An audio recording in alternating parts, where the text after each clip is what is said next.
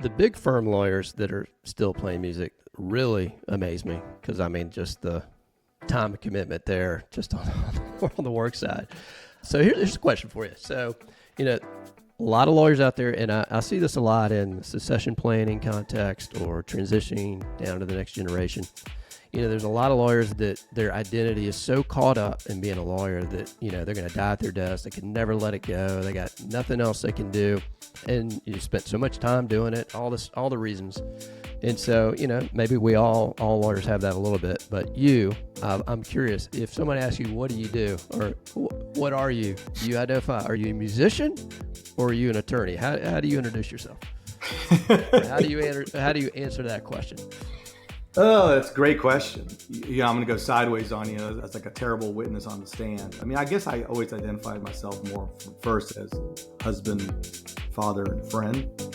Those are the three things I think I take very serious and have always tried to excel at. And I think, again, taking, the reason we're on this podcast, going back to me and John founding this firm, we had growing pains, but it's the friendship that's kept it alive and always being able to relate to each other as we've grown up older together and see where we are and being honest with one another, being trustworthy with one another. Welcome to the Founding Partner Podcast. Join your host, Jonathan Hawkins, as we explore the fascinating stories of successful law firm founders. We'll uncover their beginnings, triumph over challenges, and practice growth. Whether you aspire to launch your own firm, have an entrepreneurial spirit, or are just curious about the legal business, you're in the right place. Let's dive in. Welcome to Founding Partner Podcast. I'm your host, Jonathan Hawkins. This is a podcast where I get to interview law firm founders and owners and learn from their journeys, and hopefully I can emulate and take some of their learnings and apply them to my firm, and you as listeners, hopefully you can do the same. So today's guest, longtime friend of mine, we've met, a number of years ago, and I knew him long before that because he's got a memorable name, and we'll talk about that too. But we've got Hannibal Heredia here from Atlanta. He's a family law attorney here in Atlanta. Welcome to the show, Hannibal. Why don't you give us a brief overview of what you do and maybe a little bit about your firm? Sure. Thanks for having me, of course, first off. So I've been practicing family law for 32 years. I'm a partner at Hedgepeth Heredia. The other named partner, John Hedgepeth, and I started this firm in 2006. All we do is family law. We've occasionally bumped into other things, but generally it was family law, including adoptions, some surrogacy work, although that's kind of died out over the years. I think other firms do a better job than me probably on it. Prenups, postnups, other things that kind of float around there. Located in the Cumberland area, but we serve Metro Atlanta predominantly. That's my joke. It's always family law 24/7. How many attorneys you guys have now? We're at 6 attorneys. We've been as big as 8. I think we're probably like at a really good size as John and I keep getting older in age. I don't think we tend to practice till we're in the grave, until they're putting a coffin door on top of us. But 6 is so good. We have 4 staff and our lovely long-term legal interns in law school that's putting up with us, and hopefully, will join the crew when she graduates.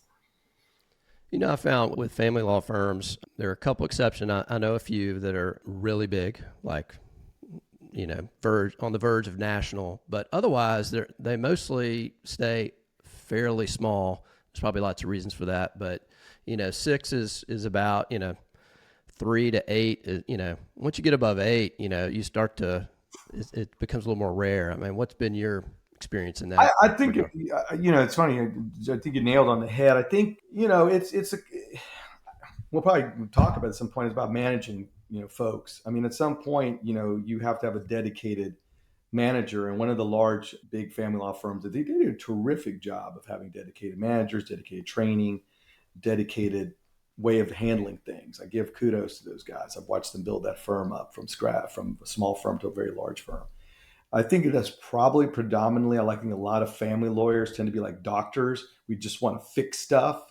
And so finding people who are willing to manage, and probably goes in all various legal specialties, but I would assume, knowing all the other managing partners in our firms, a lot of us go into it begrudgingly.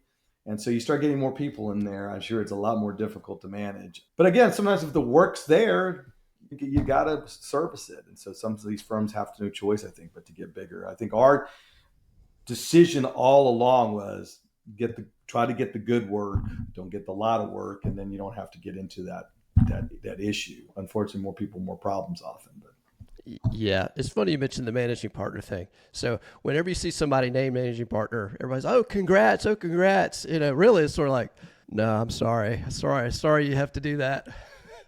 I got the title in my firm that I was at before here up in Cartersville. I lived and worked in Cartersville for 4.5 years, I think. And I got bestowed that. And I learned a lot. And John Hedgepeth will always say, like, he came with all this knowledge, and I learned a lot doing that. But when I left that, and the guy who took over would reach out to me and he'd be like, man, I didn't realize like ordering the toilet tissue was going to be part of my duties when they gave me this title. Yeah, exactly. It's everything.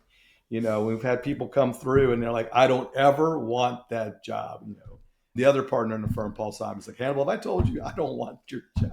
Yeah, it's so funny. The young lawyer, congrats, you're a managing partner. You know, when I moved to Atlanta, I learned like in these large law firms, I mean, that's your job, right? You're not practicing law. You're not marketing, or you're managing that firm.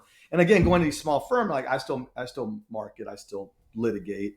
And so you're squeezing all the pieces in, right?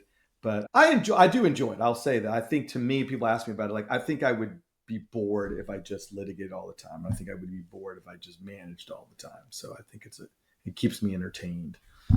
Yeah, you get to wear a lot of hats. We'll get into that. But let's go back, man. Let's go all the way back. So, you know, maybe the most foundational question, you know, did you always know you're going to be a lawyer? Or is this sort of, you know, this is a question people answer a lot of different ways? I was supposed to be a doctor, and there are times I'm like, yeah, should have stuck with that. So notoriously, the joke is, I don't know if it's in all fields, but always is like in family law, it's like lawyers don't like math. I like math. I can do math. I like science. I really love that area.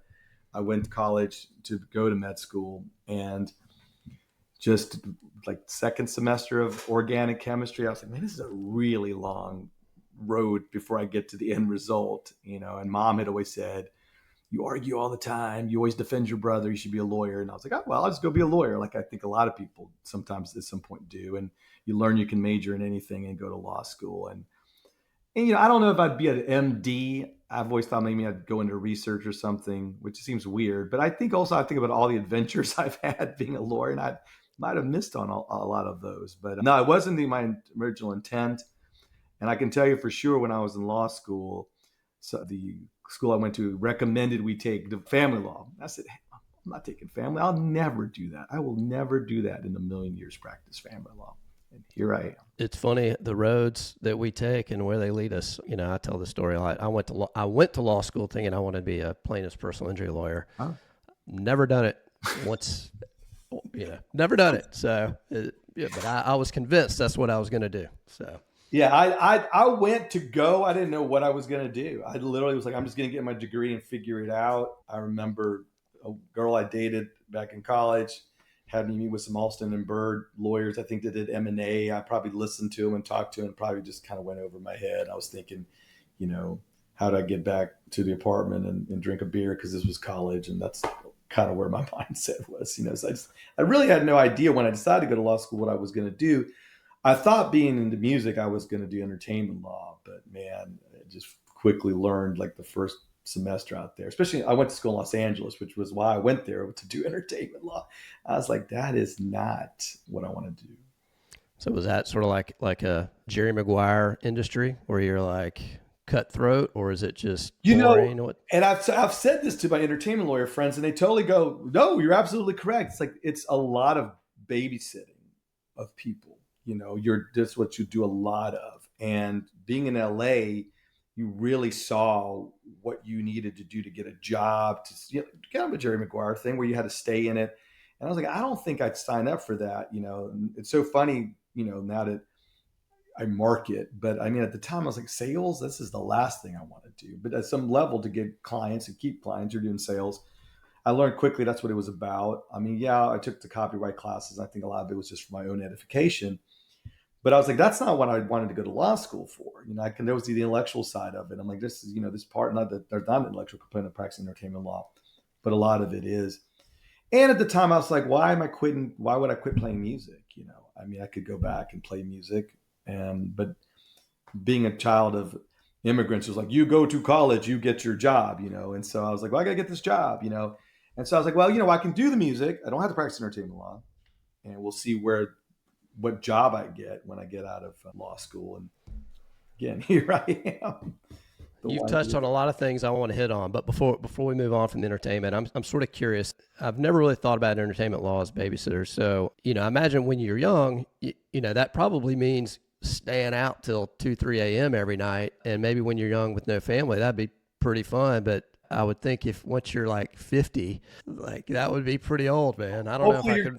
Yeah, hopefully you're just negotiating contracts at that point on the phone and type.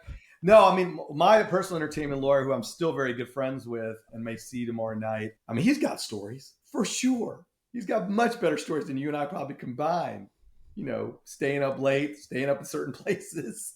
But it's a lot of calls and, because whatever makes the world go around gives you certain talents. And a lot of people who are really good musicians, that's what they're really good at. And everything else they're not so good at.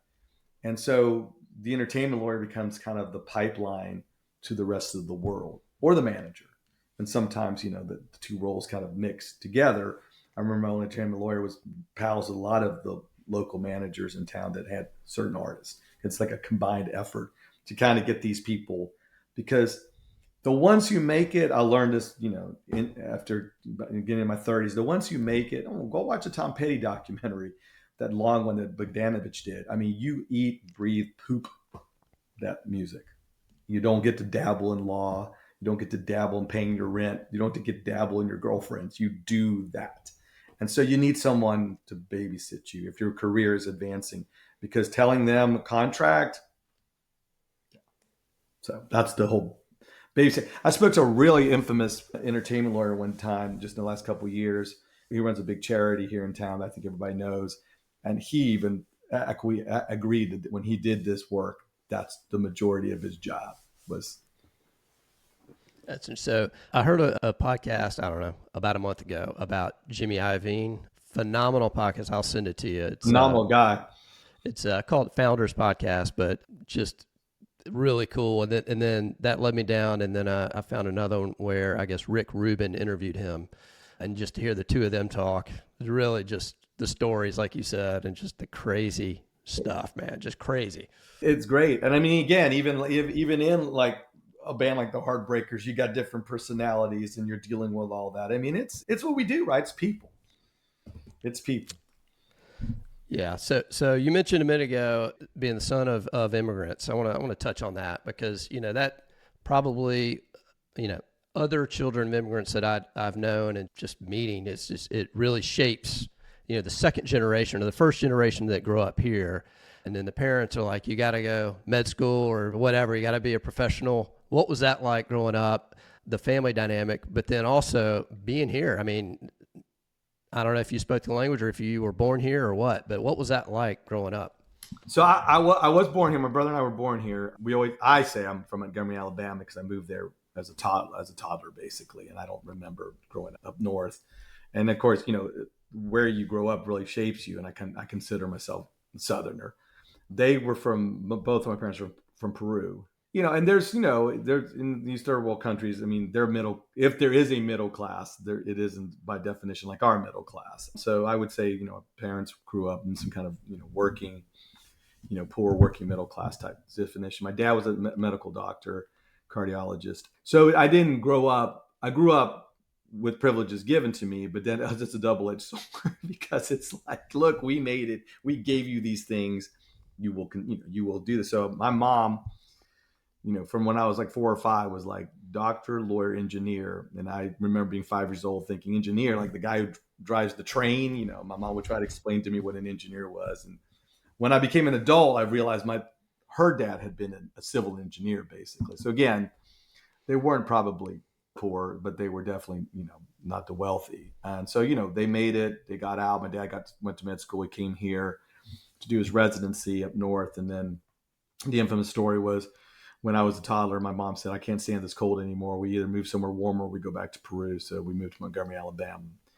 What was interesting about growing up in Montgomery, Alabama in the 1970s, early 80s was there were no other Hispanics in Montgomery, Alabama at the time. Now it's a melting pot, so compared to back then. And we went to a private school. We were the only Hispanic kids there. And, but, there's the audio tape from when I'm like a kid and I have like an accent. It's funny, because I grew up here, but I guess it was just living at home like that. But yeah, it was different. Not a lot of people had, new Hispanics, people always thought we were from, Mexico, Puerto Rico, which is very, natural back then, especially. But it was ingrained in our heads to do this. I remember my brother went to Auburn as well, and he switched from architecture to art. And he's a fabulous artist and an amazing drummer. And my mom had a heart attack, of course. I was like, he's still in college, he'll do something. It's like, it's not an architect. So, I followed their, path to where I am, but, and it is true. It's a common story for first generations, whether your parents are successful or not. It's just that we got here, you got to carry the torch. I've always, because of this country, there's so many immigrants that have come to this country. And I mean, think about leaving where you grew up, going to a strange place, not knowing the language, just sort of the self-selection of the people that actually do that and the genes that they pass on. And then, some of it's cultural, but some of it is genetic. I mean, it's like, you've got all these really, pioneers really, and it's in the genes of all of us. Yeah, absolutely. And that's the thing I think people have to remember. And I think it's lost after, generations of being here. Like there's somebody who came over here, right? And there's someone who had the gumption and somebody who maybe lost a spouse on the boat that came over and all these stories. But even the modern folks that come over and we'll represent these folks. And it's like, they're staking out their ground. I remember my brother saying it to me about 10, 15 years ago. Like, you got to give them credit. My mom spoke English because they teach them English in the whole, the whole world. It was like, I remember growing up, everyone spoke English no matter where you got dropped off. But, she wasn't, conversational in it. She learned to drive here, on our streets and things like that. She had a degree in accounting. So she was a smart woman, but, she couldn't just come here and land a job, at Deloitte. So it's a big thing. It has to be scary, And until you become an adult, you don't even think about it. You're just like, whatever, mom. Yeah. Judge, mom. It's whatever, So it is that you think about what it means to do all that. And then again, it explains why the push of like, you got to keep on, we want you to succeed as well. But it's so funny. I hear that from all immigrants from all different parts of the world. It's like, you will be a professional. Yeah. So do you speak Spanish? I do. Okay. I do speak That's Spanish. Good. I do speak Spanish. I'm not very fast at writing or reading, and I will cheat with Google Translate these days. It's easier. It's interesting. Like, there's different, the older generation immigrants, they're like, we're going to assimilate. We're not speaking, they do not let their kids speak their language, where newer, it seems like, yeah, they want to have dual, language kids. Like my granddad, his parents came over from France. Oh, cool. And he said, growing up, his parents would not teach him French. They're like, you're going to learn English. But he figured it out anyway. He said they'd be having these conversations in French, thinking he didn't understand it, but he knew. But yeah, he always regretted that. He always talked about it. I wish they would have. Absolutely. My two partners in Cartersville, they're getting more shout outs than I thought they would today. Grew up Italian family, Cuban family. No, all English. We will assimilate. You will not be oddballs. My mom is the one who really pushed it on us. My dad would speak to us in English at home. It was weird, and then he would speak to mom in Spanish, and it was just funny. So it was, and I think I always felt like, we have no proof he's passed away a long time ago, but we always felt like he was just wanted to keep practicing his English. Is what we always thought. But my mom would speak to us, and then we would talk to my mom in English. So there's a lot of English in my household. It was funny now I think about it, but she taught it to us, and we would go to Peru once a year to visit, and so it was always in there. So, and then I still speak to my mom most, half Spanish, half English. So I want to circle back on your name. So I think it's a great name, and I think it's awesome. I think it's badass, really. And years before we met, I knew who you were, largely because of your name. I mean, it's like, you don't forget it. So I'm curious, probably growing up in Montgomery, Alabama, you probably hated it, but I don't know. Has that changed? Do you love it now? I mean, I think from a marketing standpoint, it should be incredible. For sure. So it is a more common name in Europe and in Spanish originated countries, the name Hannibal or Hannibal, which is what it translates to in Spanish.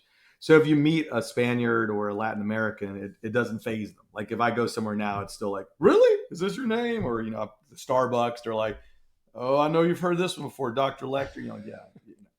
But if you do it in a Latin American country, like I've had Coca-Cola executives, it doesn't faze them because it's a name. It's not like Jonathan, but it's a name that you hear.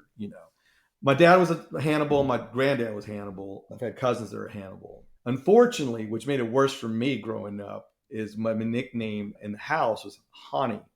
So you can imagine going to a Southern school with the name Hannibal Heredia, which sounds a lot like honey. That it was just terrible for the first 18 years of my life. People trying to pronounce it, people trying to understand it.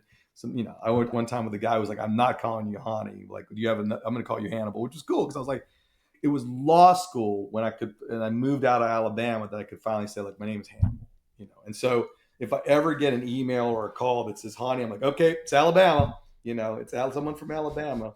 But starting law school, so that was like 1990, I've always been Hannibal. And yeah, I like the name. It's a strong name. Little did I know I was going to be a family lawyer. No.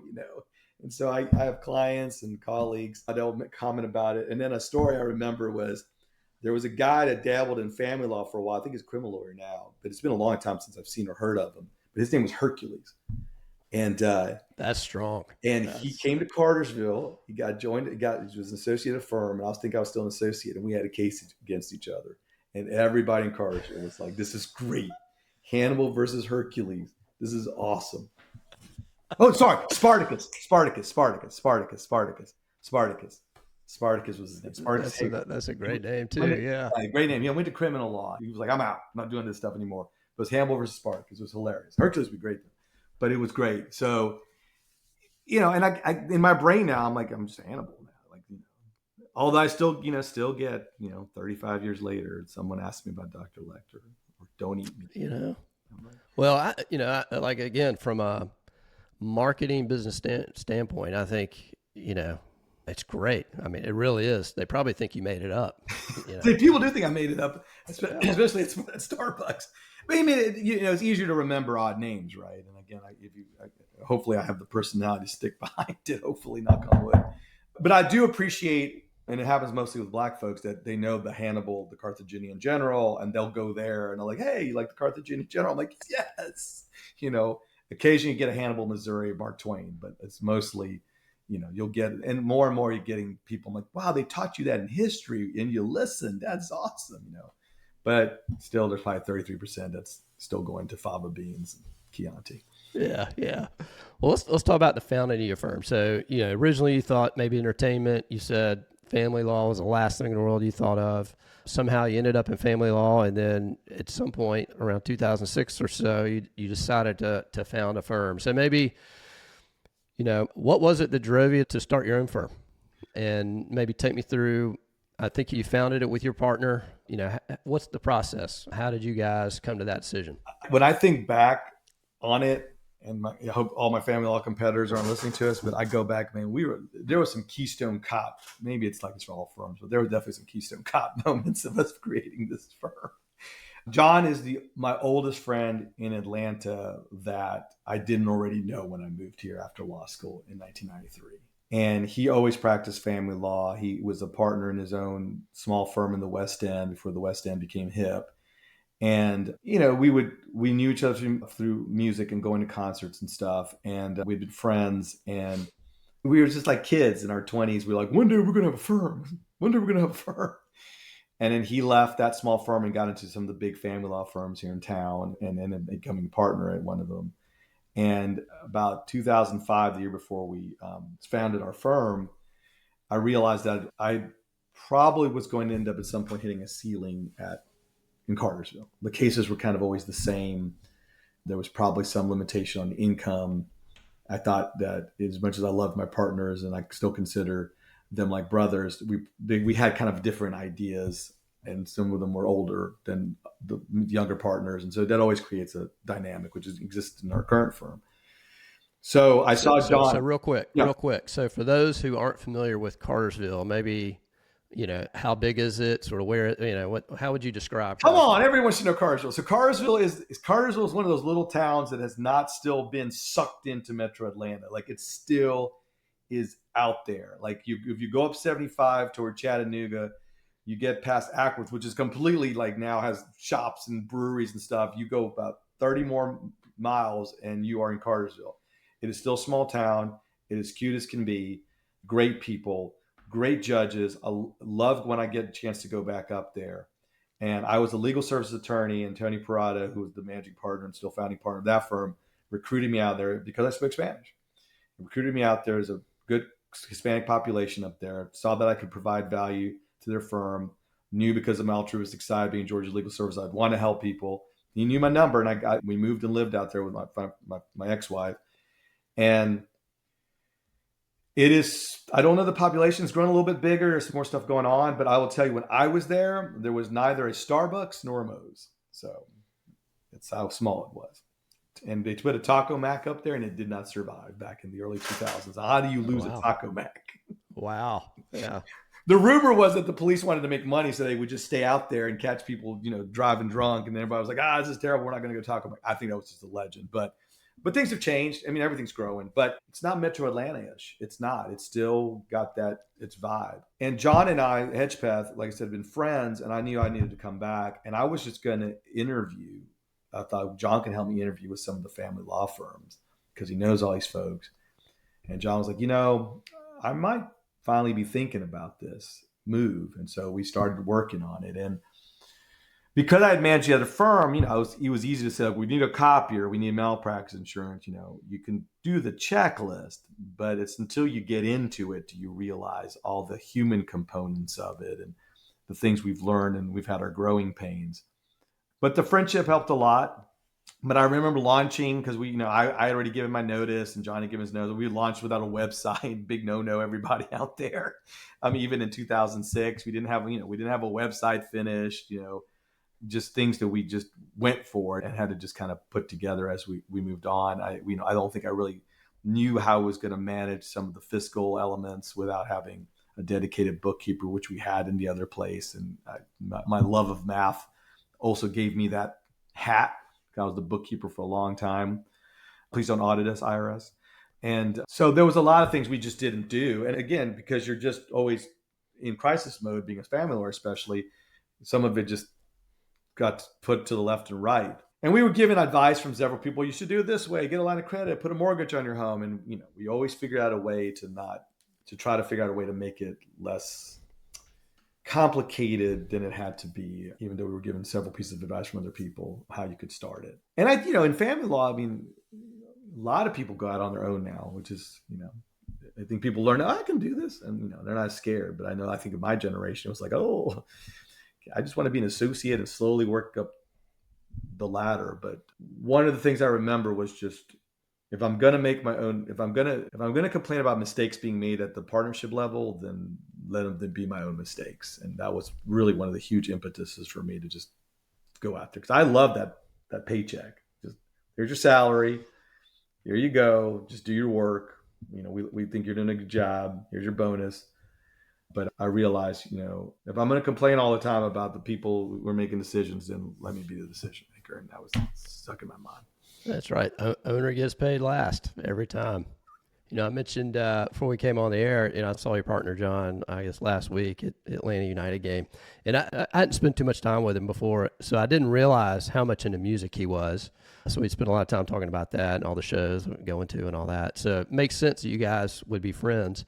And so a question I have is, there are a lot of people out there that say, hey, we're really good friends. Let's be partners. And a lot of times that's a recipe for disaster. So you guys have made it work really well. You guys have been around, for 20 years. So, what is the magic?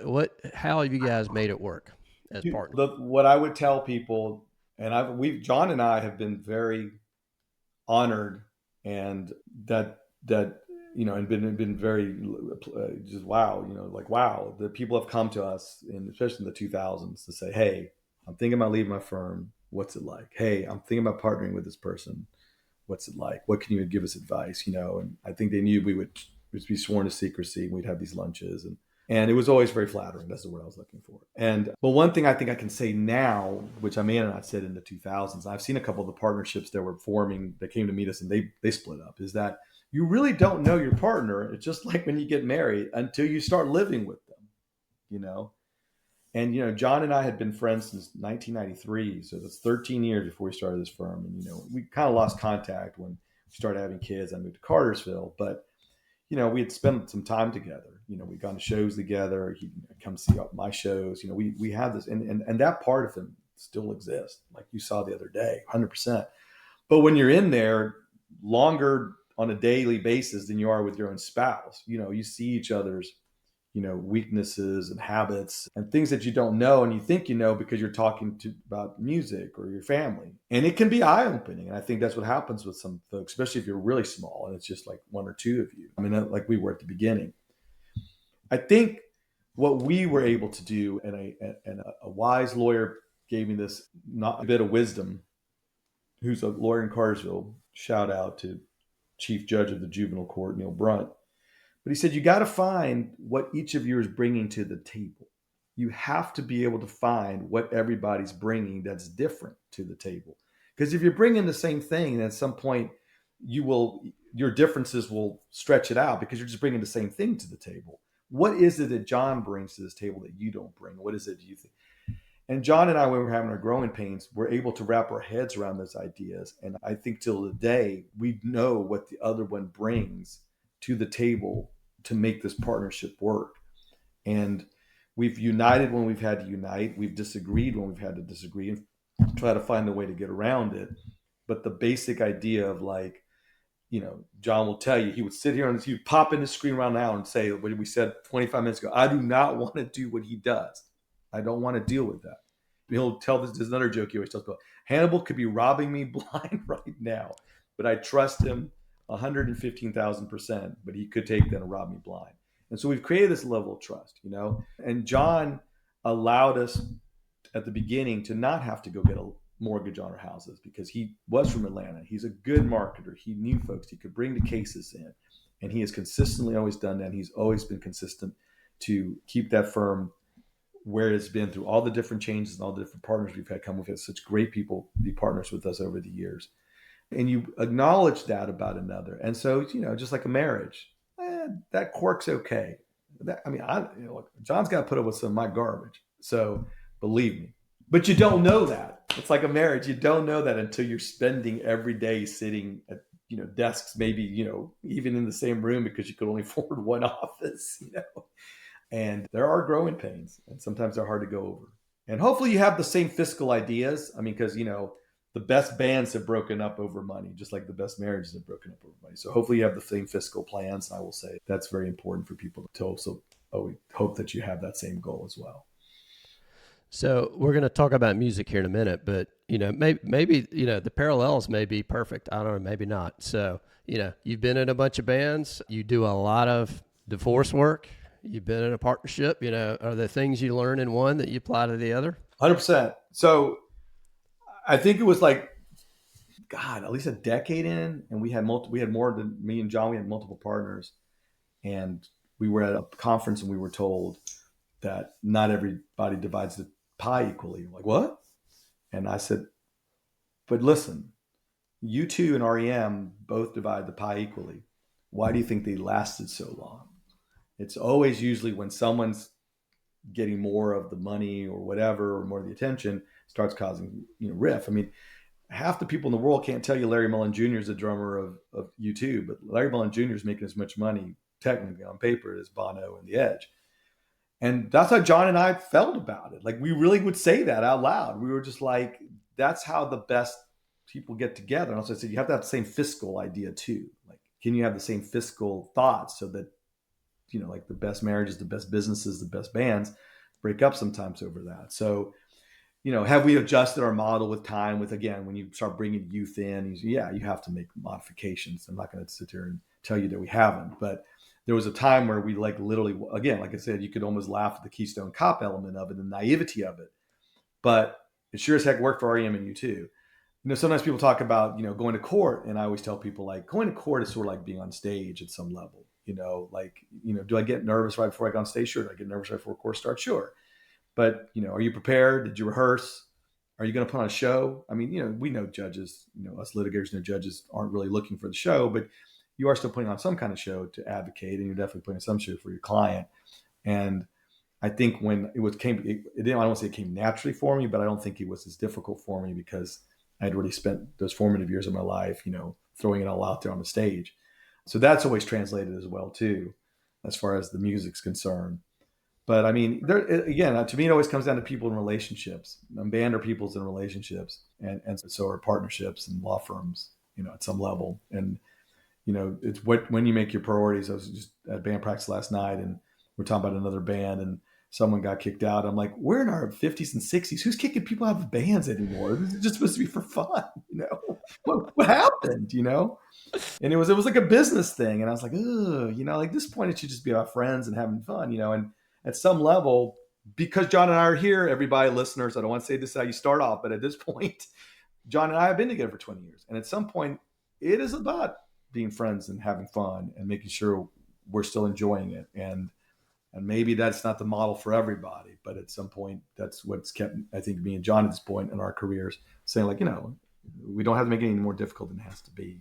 Real quick, thanks for listening. If you're getting any value out of this podcast, please take 2 seconds to hit the subscribe button and leave a 5-star review. It would really mean a lot to me. Now back to the show. All right, let's talk about music, man. So I grew up a drummer. I don't get to play as much now, so, I've always loved music. And this is something I want to ask you about. I don't really have a whole lot of time now to do it, so we'll get into that too. But so take me back, man. How did you get into music? How long have you been playing? I know you've been in bands basically your whole life. So how'd you get into it? I just, I know there's some people who who can do sports and music and movies and all that, but I mean, I love music. I mean, I could literally watch documentaries about music all day long, about even people I'm not a big fan of. I don't want to get booed, but I remember watching something during COVID, and my wife came in like, "You don't even like this person." I'm like, "Yeah, but I'm watching it because I'm learning something." It's just always intrigued me. My father loved the radio, loved music. He bought 7-inch 45s. I mean, I've still got them in my basement that my dad bought. He would buy 45s, and I mean, he loved pop hooky music, and I love pop hooky music. Really, it's probably still kind of where I land on a lot of stuff. MTV was a huge thing for a kid, growing up in Montgomery. I was probably 14 when it hit Montgomery, and seeing all those bands from, Europe and Britain come over, and then little by little, when I got to college, I grew up in the 80s, so that college radio was a huge influence, and, got into the bricks that laid the foundation for, Nirvana, for example, so I'm, listening to Husker Du and Replacements, and oh man, yeah. Then you go further back, and, you're into who influenced them, and so people go, well, let me ask. Yeah, Minutemen. You got Minutemen? Love Minutemen. There aren't many of us out there, man. Minutemen. Hedgie saw the Minutemen open up for REM at Washington Lee at his fraternity, I think. Damn. Yeah, it's amazing about that. It's amazing. And I never saw. I mean, there's so many bands that I worship and love that I never got to see because I was a kid, But like the music, and then I would read the books, and then I've seen the documentaries, And it's just that people will say, well, what's your favorite? I'm like, I'm kind of a punk rocker, new wave, post-punk kid. That's kind of where I am. But I mean, again, I love ABBA. I love a lot of pop music, but that's kind of where I did. So because I wasn't the most advanced guitar player in the planet, it spoke to me for that reason too. And so, I mean, we started doing bands at 15. My brother's, it's not because he's my brother. He's an amazing drummer, just an amazing drummer. When he was here in Atlanta, people were always trying to steal him from me. So we were in bands, and we played with friends, and then we quit playing with friends, and we moved. I got out of law school. I did not get a job for a while. That's when I first met Hedgepeth. That's how I met Hedgepeth. His wife and I were working at a temp job at Alston and Bird during that recession of '93. And she was like, found out I played in a band. She's like, my husband loves music. Why don't we come see you play this weekend? It was the Midtown Music Hall, which is where the Highlander is in Midtown. Now the Highlander's closed. They had a club there, a great club. And he came and saw me. It's the first time I met him, and, John said something about my guitar playing, whatever. And then we kind of hit it off, and that was it, December 1993. And So it was music that brought us together. I borrowed a guitar from him one time because my guitar had broken, and that's how we started. And so Jane gets credit. She likes to I always ask for it, and she does. She gets credit. She introduced us, his wife, and we met that night at the Midtown Music Hall. So, the only time I think I didn't have an active band, which wouldn't surprise people, was law school. Yeah. That was about like no time. There was a few people, and then about my third year, I put a little band together with some of the other folks that played, and we played the law review party, whatever, like award ceremony or something. We did a bunch of covers, and it was fun. We had a great drummer and a great bass player. I was like, man, I wish I could bring this guy back to Atlanta. He was a great bass player. He had played in real bands, playing punk music and stuff like that. But that was it. I mean, I've always played in bands. It is what keeps me sane. I don't golf. I play music and listen to music and read about music and watch music. And so, I guess if it's important to you, you'll find the time. But I mean, really, practicing law takes a lot of time. Running a firm, which is different than practicing law, takes a lot of time. You got family, kids, and all that you got to deal with. I mean, you got all these things. So how do you find the time for, you said you had band practice was last night, or is it tonight or whatever? I mean, how do you find the time? So or how do you make the time? Maybe that's a better word. You go through different, it's funny, that you go through different ways of dealing with it based on where everyone else is having kids. So a lot of the people I play with now, their kids are out of the house. So it makes it a little bit easier, but it's funny because even though the kids are out of the house, you're still doing the Rubik's Cube, because one guy's in 3 bands, and one guy's in a band that tours, and one person teaches at this college, and so you prefer Tuesday night. So like a managing partner, you do logistics, and so you create a practice schedule, and you have to rely on everybody doing their homework, because if you don't, this isn't like when you're in 20s and you just got 6 hours and I would still get mad, like, why didn't you do your homework? But, I play in an original music band, so there's a little less homework. But, but if we're going to do a show, it's like, hey, did you remember how we play the song? Because you're going to have only so many opportunities to practice. So you're absolutely correct. I mean, this isn't 1990s Atlanta before I got married, and you'd go see a band play, and they're like, oh, let's go practice room. And you go to the practice room from 2 a.m. to 6 a.m. drinking beer and playing. That doesn't happen. So at some level, people who can play and can do that have bubbled to the top, and you play with people that can play and do that. If you play by yourself, with technology, you can do a lot of stuff and make that time. But if you're trying to play with others, and that's the biggest thing I get from folks like you, Jonathan, like especially the drummers, is like, I just need to find some people. But it's like finding people that you can, and everyone's always looking for a drummer, which is so ironic. Like, you guys are so rare. Like, a good drummer is so rare, and a good bass player is so rare to find. Everybody plays guitar. But it's just trying to find good people that you can go, look, here's how we're going to do it. We're going to do it on the schedule, learn these songs, or be ready with this. And then you go do it. Because otherwise someone's going to get frustrated. And then things happen, somebody's kid gets sick, somebody's, kids flying back in, their plane gets stuck. So you got to have some flexibility. But being in the scene of this, whatever, there's a lot of folks that I know, and you can kind of put people together and do stuff. And that helps a lot. I mean, it would be hard to start from scratch, I think. It's funny. So, growing up, my parents got me a drum set, I don't know, 6th grade, something like that. And, and it's loud. It's not like guitar where you can put headphones on or maybe just do the acoustic. I mean, you're playing, man. Everybody in the house knows about it. So my sisters hated it. And so, usually you would practice at the drummer's house. Although once I could drive, I would pack it in there and we'd go somewhere. But it was a big production, man, just to go practice. And so like now I'm thinking, could I load my drums up, with the little time I have and get there, or would we have to do it at my house? And like my wife and kids would be like, hell no, you're not doing this at our house. So it's like, then I'm like, well, shit, I need to like build a soundproof room or something. It's like all of it. Now my dream is it's going to happen. We're almost there. My kids are going to be getting out. I'm going to figure it out. But, but again, it's just getting there. But I will say that, the funnest, I look back, the best period of my life was summer after junior year, and I had a lifeguarding job. Yes. And we played music every day. I mean, it was like when I wasn't working, we were at somebody's house jamming and getting in some other stuff too. But it was incredible. Best summer of my life. I miss it so much, but if I could recreate that summer. Absolutely. Absolutely. I mean, it's just, and I know people always admire people like us that can do it.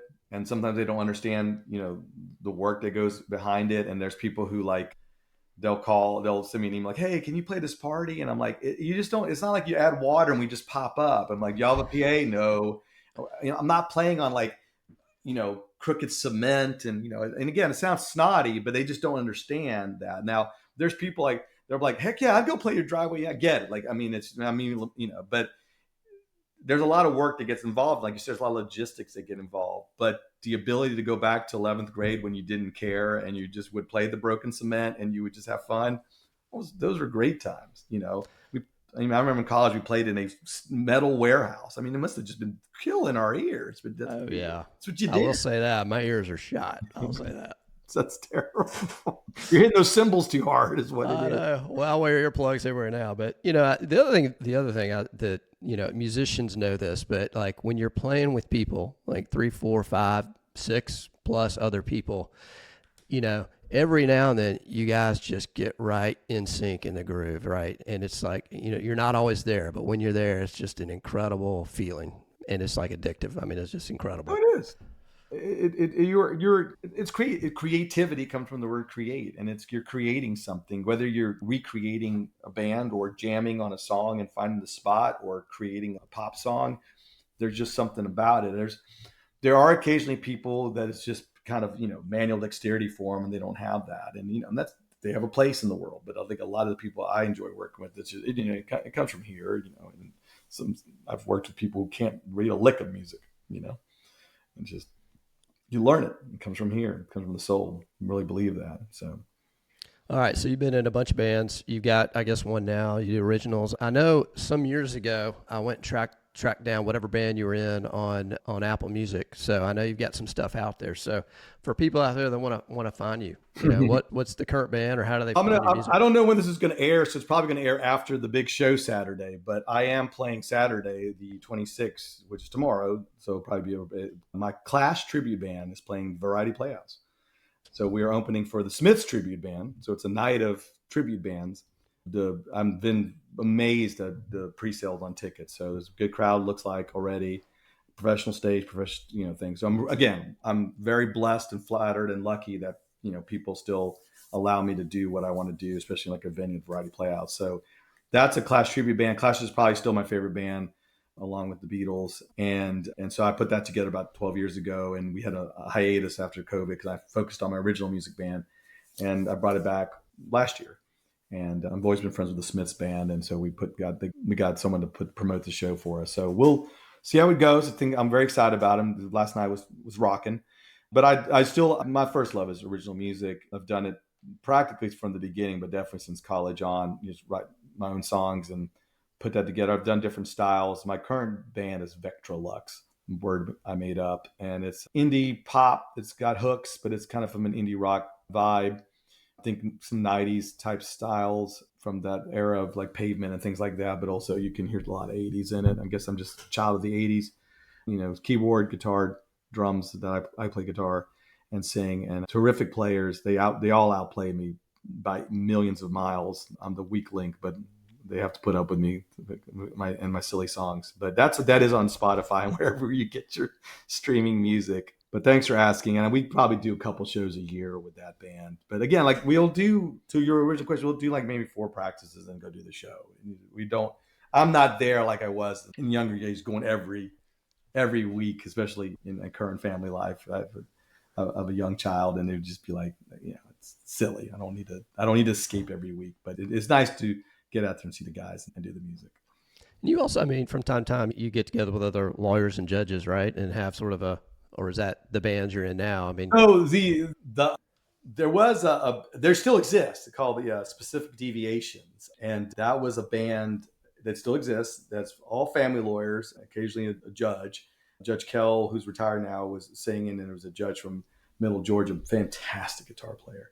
Jay Stewart would sometimes join us. I got put on bass, and I loved playing bass. I love playing bass, and loved playing bass because everybody else there was so freaking good. I mean, there was just so much talent on that stage, and the Specific Deviations is named after an area of the child support law, and I think that began in 2010. And I haven't joined them for the last 2 or 3.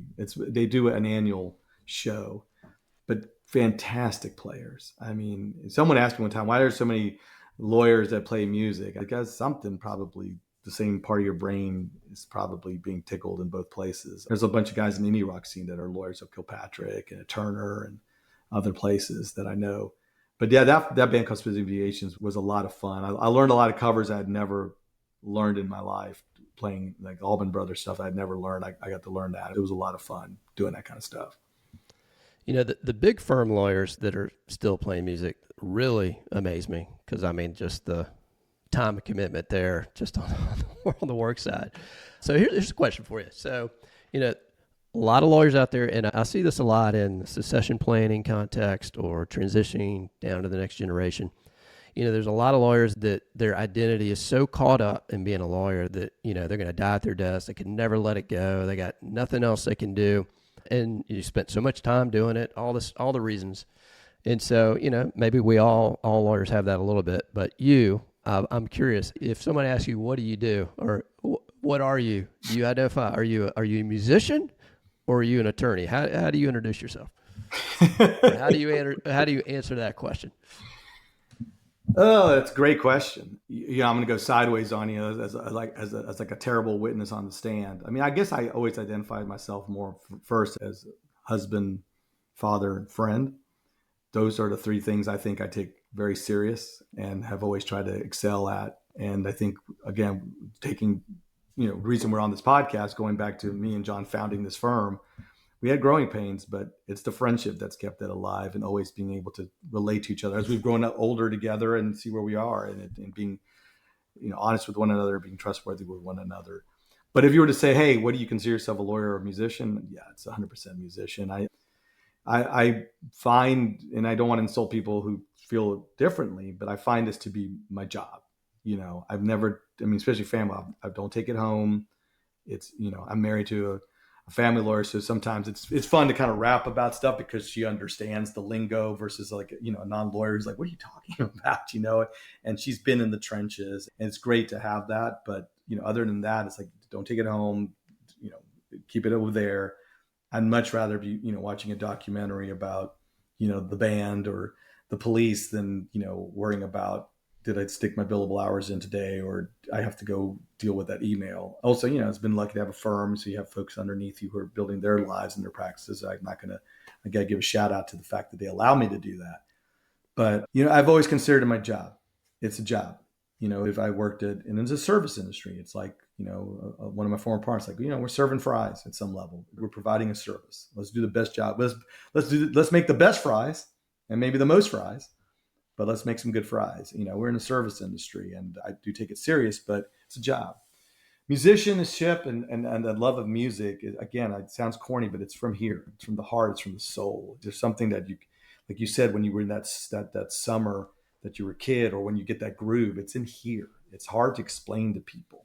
And especially coming off a stage, it's part the adoration, but I think it's part, what I enjoy is just like, hey, I'm here to entertain, you know, I'm going to give you my all. I've always been into like putting on the show for folks. And, you know, so I want to give as much as they're giving back. And it's hard to explain that. And I enjoy the successes in law, and obviously in family law when you're trying to help some folks, but it's a different result. It really is, at least for me.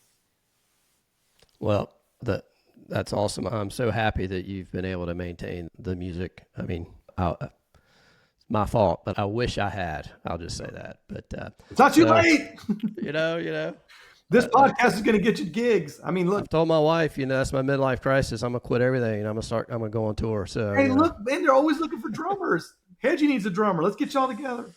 I need to get the sticks out, get my chops back. But riding them by.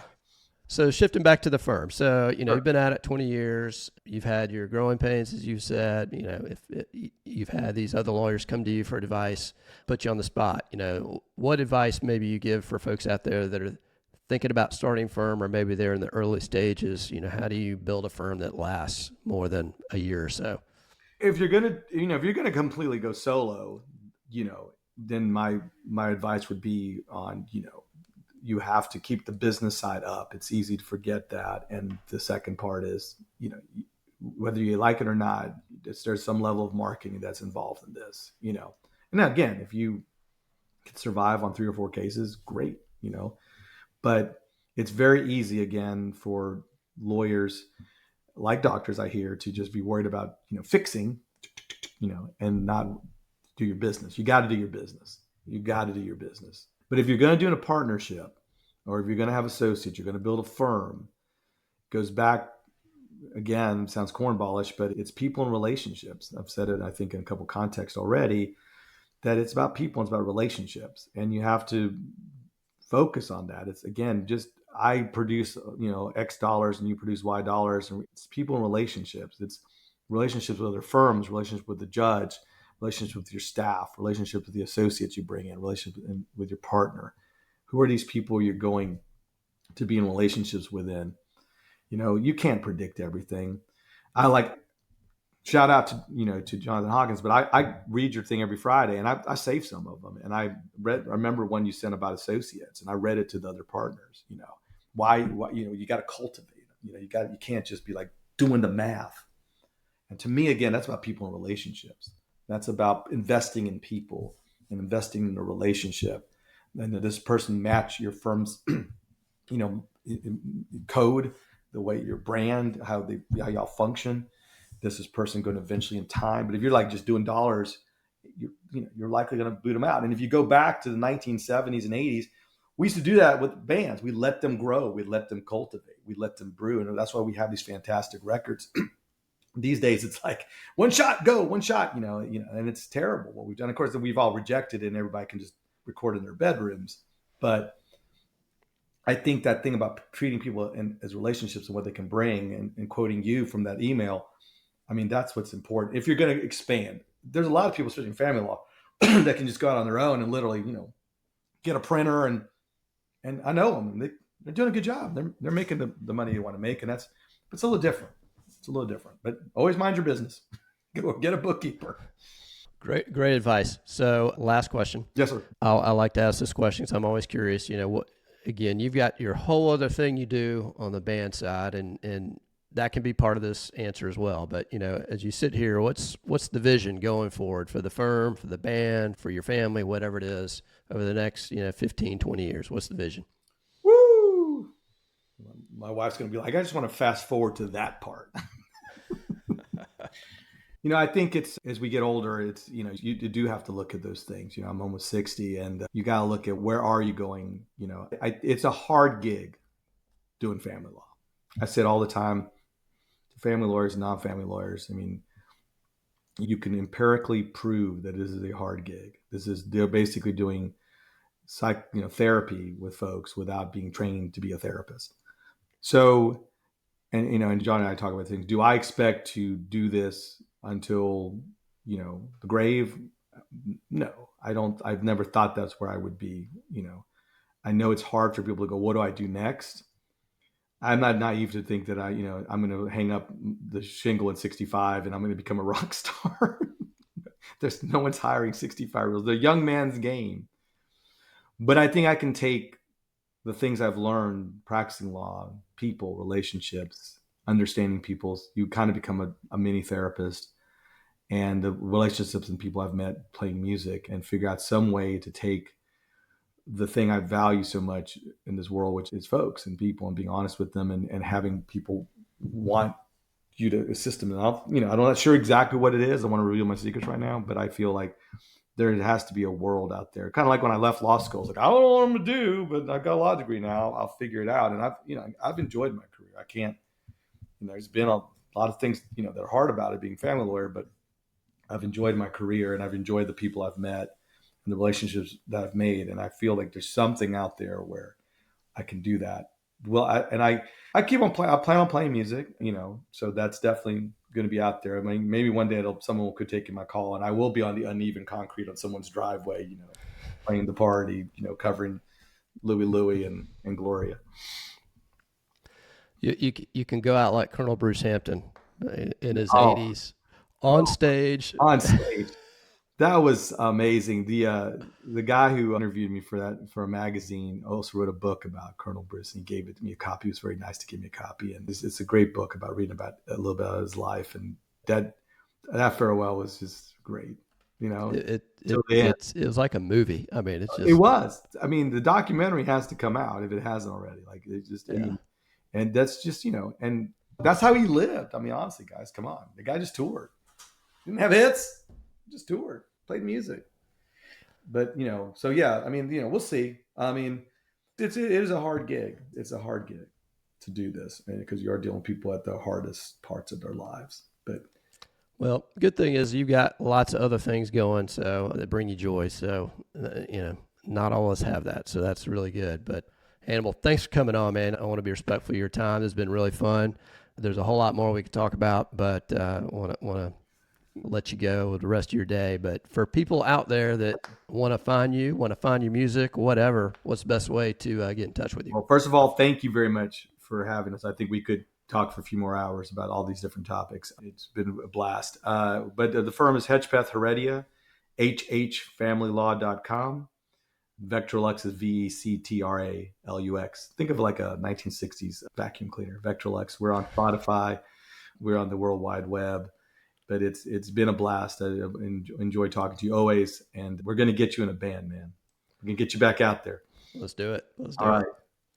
All right, man. Appreciate it. Thank you. Thanks for listening to this episode of the Founding Partner Podcast. Be sure to subscribe on Apple Podcasts, Spotify, or wherever you get your podcasts to stay up to date on the latest episodes. You can also connect with Jonathan on LinkedIn and check out the show notes with links to resources mentioned throughout our discussion by visiting www.lawfirmgc.com. We'll see you next time for more origin stories and insights from successful law firm founders.